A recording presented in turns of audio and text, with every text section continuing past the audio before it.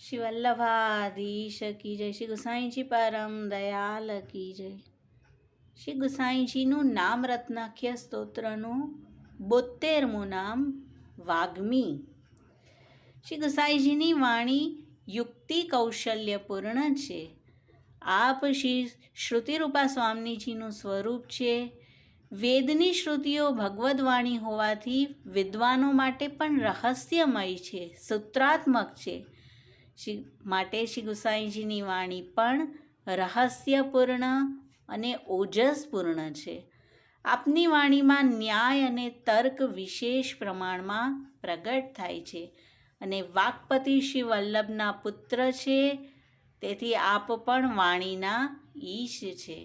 વાર્તા ચરિત્ર સંગતિમાં મોગલ બાદશાહ અકબરે એકવાર બિરબલને પ્રશ્ન પૂછ્યો, સાહેબ कैसे मिले? અનેક જવાબ આપ્યા પણ બાદશાહના મનનું સમાધાન ન થયું. શોભાવતી બિરબલના બેટીએ શ્રી ગુસાઈજીને આ પ્રશ્ન કર્યો અને શ્રી ગુસાઈજીએ કહ્યું કે બાદશાહ અમારી પાસે આવીને આ પ્રશ્ન કરશે તો અમે જવાબ આપશું. બાદશાહ આવ્યા, પૂછ્યું અને શ્રી ગુસાઈજીએ કહ્યું જૈસે આપ હમે મિલે.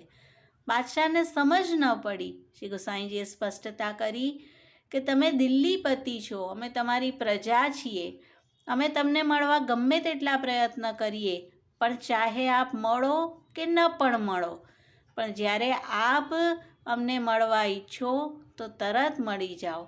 તેવી રીતે ભગવાન કોટી સાધન કરવાથી મળતા નથી, પણ જીવ પર કૃપા કરે ત્યારે તરત પ્રાપ્ત થાય છે.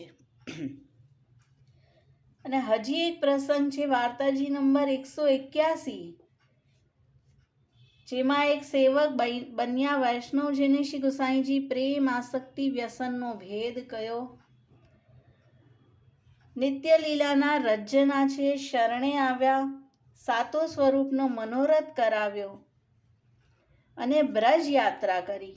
ત્યાર પછી તેણે શ્રી ગુસાઈજીને કહ્યું, મહારાજ મેરો યો મનોરથ હૈ, કોઈ સુપાત્ર બ્રાહ્મણ કો ભોજન કરાવો. હવે જ્યારે આ રીતનો મનોરથ કર્યો, શ્રી ગુસાઈજી તેને એક એક અવસ્થા આગળ બતાવી કે ચારો વર્ણમાં બ્રાહ્મણ શ્રેષ્ઠ છે, પણ તેનાથી શ્રેષ્ઠ નામધારી વૈષ્ણવ છે, જેણે પ્રભુને શરણ ગ્રહણ કર્યું છે. તો 100 બ્રાહ્મણને ભોજન કરાવ, તેના કરતાં તો તું એક નામધારી વૈષ્ણવને ભોજન કરાવ. તેણે કહ્યું હું 100 નામધારીને કરાવું તો? શ્રી ગુસાઈજી કહે છે તેનાથી શ્રેષ્ઠ સમર્પણી છે, કે જેણે બધી જ વસ્તુ પ્રભુને સમર્પણ કરી છે. અને 100 સમર્પણી બરાબર સેવા કરવાવાળો છે. શ્રી આચાર્યજીની મર્યાદા અનુસાર ખાસા સેવકીપૂર્વક પ્રભુની સેવા કરે તે છે. અને તેનાથી ઊંચી અવસ્થા તેવા 100 બરાબર થાય એક પ્રેમી ભક્ત, કે જે પ્રીતિપૂર્વક સેવા કરે, સ્મરણ કરે. કારણ કે પ્રેમ સર્વોપરી છે, પ્રેમથી પ્રભુ વશ થાય છે. પ્રેમી ભક્ત રસધર્મી હોય છે. 100 પ્રેમી ભક્ત બરાબર એક આસક્તિવાળો ભક્ત, કે જેને પ્રભુના સ્વરૂપમાં દ્રઢ નિષ્ઠા છે. જેવી રીતે સિંહ પ્રાણ ત્યાગે પણ ઘાસ ન ખાય.